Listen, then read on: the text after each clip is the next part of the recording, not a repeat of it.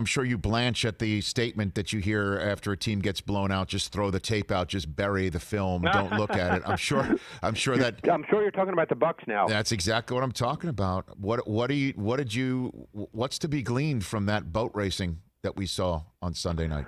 Well, which side of the ball do you want to talk about? Let's talk about the Bucs then, I guess, since they're my pick to win the Super Bowl preseason, and what I saw was just so beyond the pale in terms of everything. What do you take out of that if you're Tampa or the rest of the league? Well, I guess we'll start with their defense, because I think there's a belief defensively that they didn't do what everybody expected them to do, because they'd been a team that had blitzed a lot and that played a lot of man coverage. Now, there's a philosophy, and this is now a philosophy issue. There's a philosophy among many coaches, because I've spoken to coaches, that when you play an offense that's incredibly rhythmic and the ball comes out of the quarterback's hands really quickly, as is the case with Drew Brees, there's a belief that you don't blitz those quarterbacks because you're wasting a player, that you're not going to get there.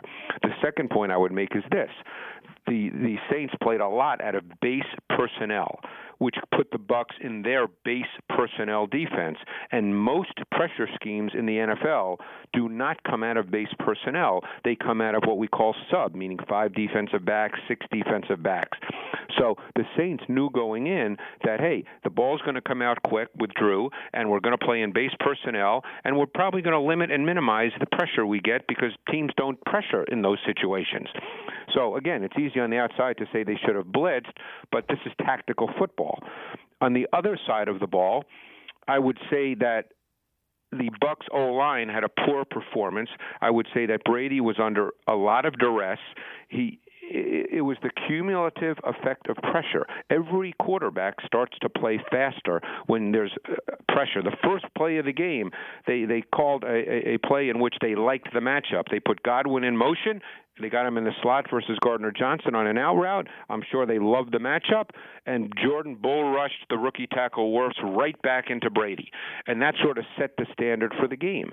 And they couldn't attack man coverage. They couldn't get open versus man coverage. And Brady was under constant duress.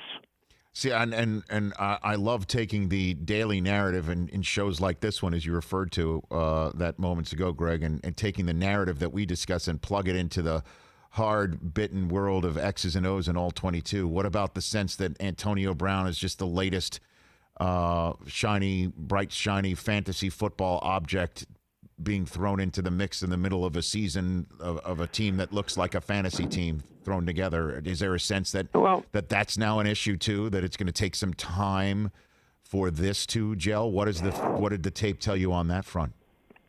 Well, I thought he looked pretty good the way he moved. They actually called a shot play to him when they were deep in their own territory. I think it might have been their third possession. And actually, it was a poor throw by Brady. Brady had a chance to take him across the field and give him an opportunity to make a catch. But again, Brady was under duress, had to move, and then when Brady moves, he can't throw the ball deep down the field the way he used to. So that was an opportunity for a big play, and it didn't come about. But certainly, Antonio Brown, I thought he looked very spry, very light on his feet. We'll see how this goes. We know that sometimes when good teams have outings like this, that they come back, and they come back very strong. This is a good football team with a lot of good players.